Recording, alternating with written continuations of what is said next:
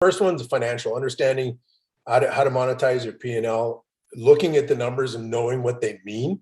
That was one of the biggest mistakes that I made in my business going bankrupt, is I didn't understand what the numbers. I mean, when I look back after I went bankrupt and I started doing some research on understanding your finances, there was little red flags that were starting to appear back in 2014 that, had I noticed them, we probably could have averted what we did, but weren't bright red flags throwing themselves in my face, so I didn't see them, right? So understanding your finances, that's the first pillar. The second one is understanding how to get marketing to work for you, right? 60% of people that you ask them, is marketing an expense or an investment, 60% will tell you it's an expense. And those 60% need to come talk to me because they're doing it wrong. For every dollar you spend, you should get a return on your investment, not just keep throwing money at the wall and, praying for the best. So understanding how to make your marketing work. Then the second part to the second pillar is the sales, because they kind of go hand in hand, right? You have the lead generation, then how do you convert them to paying customers? Once you have that piece worked out, it's great. Most people have a sales process. 99% of the time it's not written down, and they don't track it. So they don't know if it's broken or not. They just know it's not working like it should. When you ask them, what's your close rate? Most of them go, well, it's about 30%, but they're just guessing. They don't really know. Right. So there's a lot of pieces to a sales process that it needs to make work. The biggest one is the follow-up, right? 82%, and I'm going to say this again, 82% of salespeople don't follow up after the first call. Right. But 85% of sales are made between the 5th and the 12th touch points. So what goes, right? So there's 15% of salespeople out there that are rocking it, and the rest are suffering, right? So that's the second piece. Get that figured out. Then we dive into what I call destination, and that's about, how do we plan our business? Because if you don't plan, right, you're planning to fail by default. And so I talk about helping my clients understand what they want for their personal life. Like, what do you want in your life? Do you want to travel? Where do you want to live? What kind of house? What kind of schools do you want your kids to go to?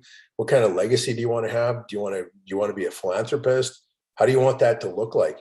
And then we look at your business and we go, how do we make your business pay for that? What do we have to do? And then so we set in, business plans. And when I talk business plans, I'm not talking, the big fat thick documents you take to the bank, because those, once you do them, you put them on a shelf, you never look at them again. I'm talking about living, breathing, actionable documents that are, maybe 4 or 5 pages long at the most, that you look at weekly to say, hey, I'm on track or I'm not on track. And then, you reevaluate. So we go back and go through that process. Once we have the destination figured out, the goal setting, the vision, the mission, then we start looking at, okay, what kind of people do we need to have on board to help us do this?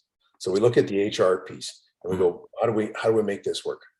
We look at your organizational structure, and we start to vision out, what is it going to look like 5 years from now? How many positions are you going to need to grow your business the way you want? And then we start putting roles and procedures in place for all of those people. And at some point we say, here's a KPI. When we hit this revenue, we need to hire this person. And so we have all the pieces in place to start to advertise, set up the interview process, and all that other good stuff, right? The fifth pillar, is about creating high performance decision-making teams. And that comes down to building teamwork and culture. Right? So that then, and really in essence, what it does is it provides them accountability and responsibility to make decisions without you. So you don't become the bottleneck in your business anymore. And it gives you that freedom to step away from the business, let them run to the day-to-day stuff, and you can work on your business to grow it as big as you want. Right. And when you can take Friday off and the business doesn't crumble, it still makes money, then you're ready to scale your business. Right? Because you've got everything working like it should with the leads you have coming in. All you have to do is turn on your lead flow, turn on the tap, flood those leads in there. Now you can scale your business as big as you want, because it's all set to do that.